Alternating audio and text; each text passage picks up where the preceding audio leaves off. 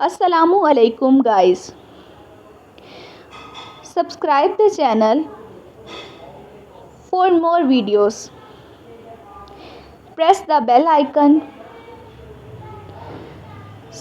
ताकि हर नई आने वाली वीडियो आपको बर वक्त मिल सके। वीडियो को आखिर तक देखिएगा, ये वीडियो आपके लिए ही बनी है। बेसिकली इस वीडियो को बनाने का मकसद यही है कि आपको डेफिनेशन बताई जाए मोटिवेशन की साइकोलॉजी के अंदर। साइकोलॉजी की अगर हम बात करें तो साइकोलॉजी नफ्सियात को कहते हैं। अच्छा, मैं आपको ये बिल्कुल सिंपल टर्म्स में बताऊंगी। इसमें क्या आता है, इंसानों का बिहेवियर आ जाता है, उनके थॉट्स आ जाते हैं, उनकी इमोशंस आ जाती हैं। अब इसके अंदर मैं आपको सिंपल डेफिनेशन बताने जा रही हूँ। इसमें यह कि मोटिवेशन रेफ़र करती है सिंपल इंटरनल प्रोसेसेस को जो कि इनिशिएट करते हैं, डायरेक्ट करते हैं और सस्टेन करते हैं गोल डायरेक्टेड बिहेवियर्स को। अभी सिंपल डेफिनेशन ही लिखी है और आप इसको समझने की कोशिश करें कि आखिर इसमें क्या लिखा हुआ है, ठीक है। उसके बाद इसमें सिंपल चीज़ें आ जाती हैं, डिफरेंट फोर्सेस आ जाती हैं जिसमें biological, emotional, cognitive, social forces जो एक्टिवेट और गाइड करती हैं एक्शंस को अचीव करने की तरफ गोल्स, ठीक है। मोटिवेशन अब इसकी दो टाइप्स आ गई हैं, इंट्रिंसिक जो इंडिविजुअल के अंदर से अराइज होंगी, ठीक है, और एक्सट्रिंसिक वो जो कि एक्सटर्नल फैक्टर्स ड्राइव कर रहे होंगे। इंट्रिंसिक में ये होगा कि पर्सनल का इंटरेस्ट आ जाएगा और एक्सट्रिंसिक जैसे कि आपने देखा। अब सिंपल इसके अंदर मैं थेरीज़ बताना चाहूँगी। मोटिवेशन की 3 हैं, Maslow hierarchy of needs, self determination theory and goal setting theory, ठीक है। अच्छा, सबसे पहले मैंने आपको बताया इसकी डेफिनेशन, उसके अंदर जो डिफरेंट चीज़ें थी उसकी टाइप्स भी आ गई। अब इसकी बात करते हैं इसके की रोल की।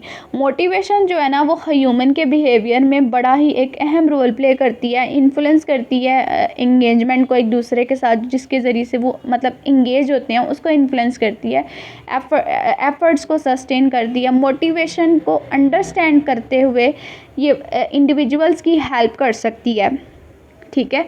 अच्छा, अब मैं आपको ये सिंपल टर्म्स में बताऊंगी। ये तो हमने बात करी ना मोटिवेशन की साइकोलॉजी के अंदर।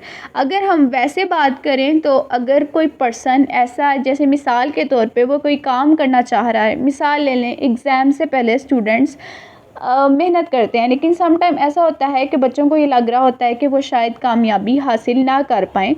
तो फिर क्या होता है कि कोई ऐसा पर्सन उसको मोटिवेट करता है, और ख़ुद भी इंसान एक दूसरे को मोटिवेट नहीं कर पाता उतना जितना आपको कोई बाहर से ऐसा पर्सन मोटिवेट करे। वो आपको ऐसे अल्फाज बोले जिससे आपके अंदर एक एनर्जी आ जाती है और आप कहते हैं कि वाकई में ही मैं ये कर सकता हूँ। एग्ज़ाम्स को ले लेंगे, डिफरेंट फील्ड्स में इंसानों को मोटिवेशन की ज़रूरत पड़ती है इवन काम करने से पहले।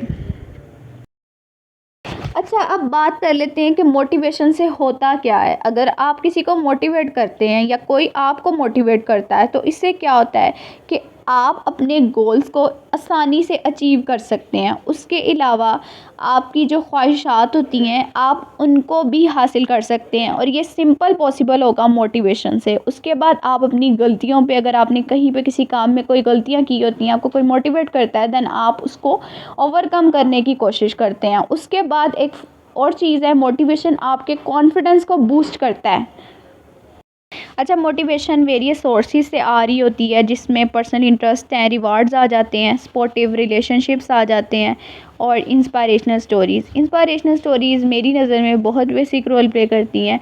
अगर हम सम टाइम ऐसे होता है कि अगर कोई इंस्पायरेशनल स्टोरी सुनता है, उसने पहले वो काम नहीं किया होता या किसी काम से रिलेटेड वो कंफ्यूज होता है, लेकिन उससे वो उसको सुन के इतना इंस्पायर होता है कि वो मतलब उसके अंदर एक एनर्जी आ जाती है कि वो उस काम को करे।